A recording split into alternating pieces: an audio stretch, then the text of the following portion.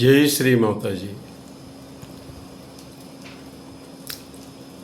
మన ఆంధ్రప్రదేశ్లో మన తెలుగునాట తెలుగు నేలపై తిరిగాడినటువంటి 18వ శతాబ్దపు వేమనాచార్యుడు వేమన పద్యాలు మనకి చాలా సుపరిచితం, అందరికీ కంఠస్థమైపోతుంది. ఆటోమేటిక్గా కంఠస్థమయ్యే పద్యాలంటే వేమన పద్యాలు. ఆయన 18వ శతాబ్దంలో మన నేల మీద తిరిగాడాడు, మనకి ఎన్నో ఆత్మబోధలు చేశాడు, ఆత్మజ్ఞాన పరిరక్షణకు నడుము బిగించాడు. అటువంటి మహాపురుషుడు చెప్పినటువంటి, పుణ్యాత్ముడు చెప్పినటువంటి, మహాయోగి చెప్పినటువంటి ఈరోజు ఒక పద్యాన్ని తీసుకుని సహజ యోగంలో దాని యొక్క విలువ ఏంటో ఇప్పుడు కంపేరిటివ్ పద్ధతిలో తెలుసుకుందాం. ఏమంటున్నాడు వేమన అంటే,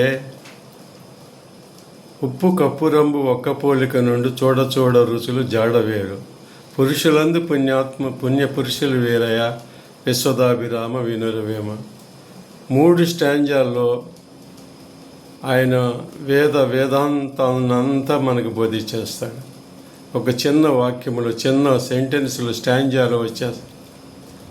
అతి సులువుగా ఉంటుంది, ధారాళంగా కంఠస్థమైపోతుంది. మనం ఆ జన్మాంతము గుర్తుపెట్టుకునేటట్టు చేస్తాడు. ఉప్పు కప్పురంబు ఒక్క పోలిక నుండి చూడ చూడ రుచులు జాడవేరు. ఉప్పు యొక్క గుణము, తత్వం వేరు, అలాగే కర్పూరం యొక్క తత్వం వేరు. కానీ చూడటానికి కళ్ళకు మాత్రం అవి తెల్లగా సమానంగా కనపడతాయి. అట్లాగే ఈ సహజ ధర్మ పాలించేటువంటి సహజ యోగిని యోగులు మిగతా వారు ఈ కలియుగములో, ఆధునిక యుగములో ఎలా ఉంటారో అందరూ కలిసి ఉంటారు.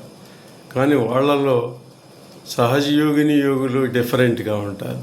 వాళ్ళ తత్వము, వాళ్ళ యోగ యొక్క స్థితి, ధ్యాన స్థితి, జ్ఞాన స్థితి డిఫరెంట్గా ఉంటుంది. తల్లి ఆదిశక్తి మాతాజీ శ్రీ నిర్మలాదేవి యొక్క పాదాంకితులు కాబట్టి వారు ఎంతో జ్ఞానంతో ఉంటారు, సహనంతో ఉంటారు, ప్రేమతో ఉంటారు. వాళ్ళు పుణ్యపురుషులు ఎలా అవుతారంటే పరహితము పురహితము చేసినప్పుడే అవుతారు. సహజయోగం అంటేనే పరహితము పురహితం, ఇతరులకు సాయం చేసేదే సహజయోగం. అడగంగానే, కోరంగానే ఆత్మసాక్షాత్కారం ఇచ్చేది. ప్రతిరోజు ఎవరికి చెబుదామా అని ఎదురు చూసేవాడే సహజయోగి, యోగిని. అందువల్ల మనం పుణ్యపురుషులు, పుణ్య ఆత్మలం, సహజ ధర్మాశ్రమ ఆత్మలం, నిర్మలాత్మలం. మనందరం నిర్మలాదేవి యొక్క బిడ్డలం. అందుకని మనమే పుణ్యపురుషులు. పుణ్యం ఎవరు చేసుకుంటారు?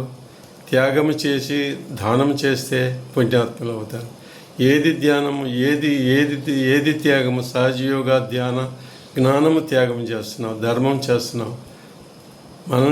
మన యొక్క జ్ఞానాన్ని, మన యొక్క ఆదర్శ నీతివంతమైనటువంటి సహజ ధర్మ పరిరక్షణను 10 మందికి, 100 మందికి, 1,00,000 మందికి, 1,00,00,000 మందికి చెబుతున్నాం. అందుకని మనం పుణ్య పురుషులము. మన గురించి ఆయన చెప్పాడు ఈ 18వ శతాబ్దంలో. ఉప్పు కప్పురంబు ఒక్క పోలిక నుండి చూడ చూడ రుచులు జాడవేరు, పురుషులందు పుణ్య పురుషులు వేరయా విశ్వదాభిరామ వినురవేమ.